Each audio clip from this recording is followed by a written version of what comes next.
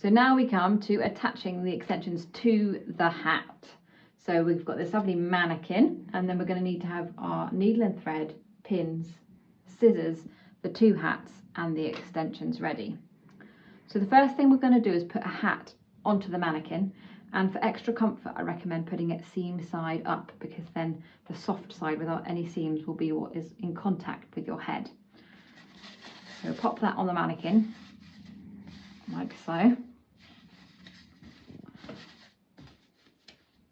just as you would any other hat.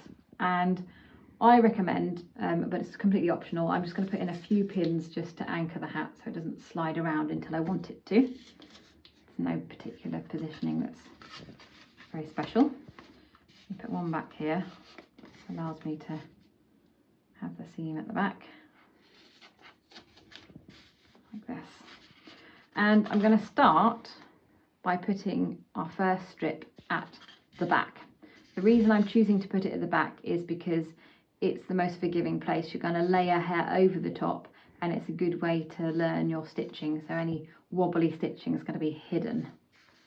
Now, we stress tested this and we actually found that hand sewing ended up stronger, and we also found that not everyone can machine sew such lightweight fabric without getting folds underneath it. So we're going to go with a hand sew technique on this. So I'm going to bring this over to my knees. Find it useful to hold the mannequin between my knees, and then I'm going to make sure that there's no glue below the rim of the hat. So I need it high enough that there's not going to be glue poking out, because that doesn't look great. And then when I'm happy with its positioning, I'm just going to pin it. I'm going to do the same on the other side. Now we're pinning to the hat, not the head mannequin at this point.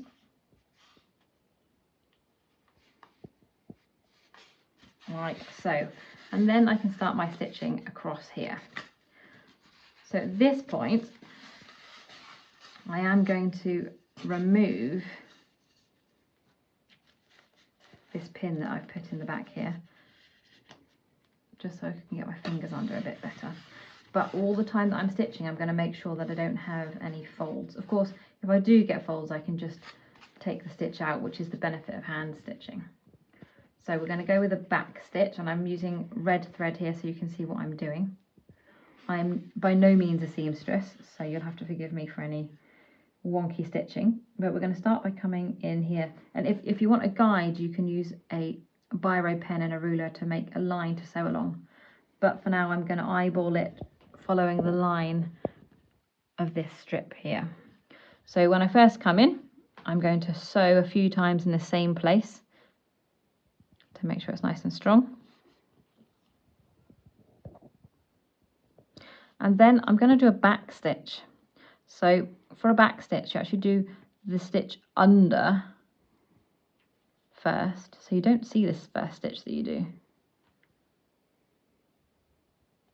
And then you fill that gap with your next stitch, and you come up behind it again like this. Now there's plenty of tutorials on backstitch on YouTube if I'm not doing it any justice. But backstitch is nice and strong, and it's fairly easy to do in a line. The smaller your stitch is, the stronger it will be.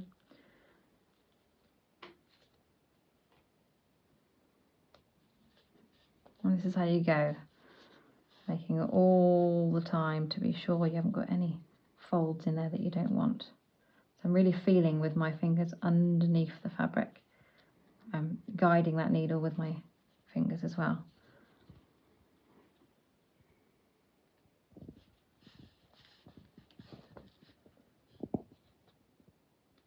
You can obviously take it off the mannequin and sew, but I found that it was much nicer having it on the mannequin, because then I didn't get folds in the fabric, and then my stitching stayed neater.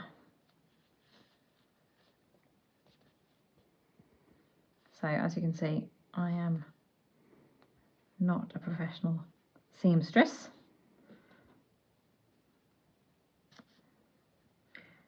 which is good because you can see that as someone who doesn't sew, this is still possible.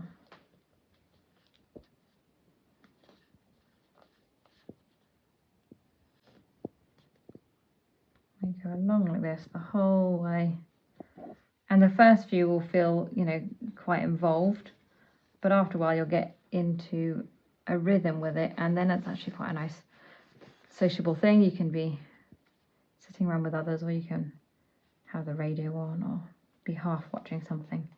But for the first few rounds it just takes a bit of concentration to get used to the stitching. Now I've done some pretty big stitches here. I should probably have done them a bit smaller. It'll still be plenty strong enough, but it is good to have them nice and compact.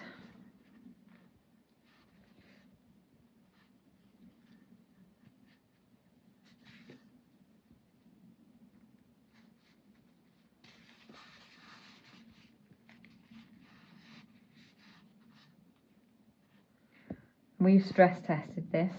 We have had a fully grown man and myself, one grabbing the hat, one grabbing the hair extension and leaning back to see if it will tear off, and it did not, so it should be nice and strong. Obviously I don't recommend dangling a fully grown man from your hair extensions, but should you need to, it should hold up to it.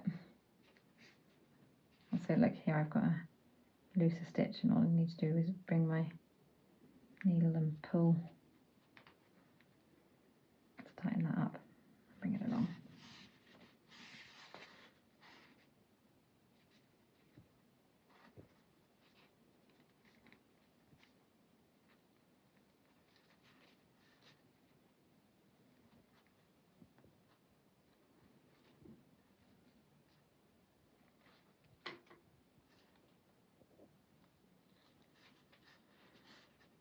Working with two really light fabrics here, it is a little bit fiddlier than it would be if you were using starched fabrics, but it keeps it from getting overly hot on your head, which is why we've tried to keep it nice and lightweight. And I'm going to remove this pin.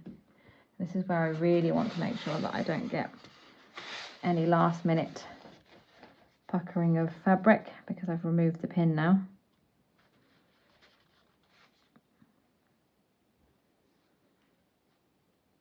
And then for the last bit, I'm going to do what I did at the beginning, and I'm going to go over the same spot a few times over to make it nice and strong.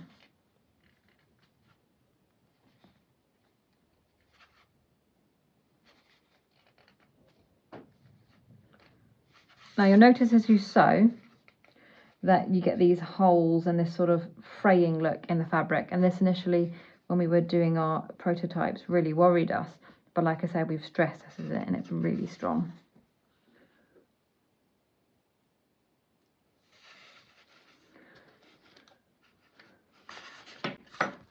So that's the first one, and then what we would do with the back is we would then layer the next one up and so on.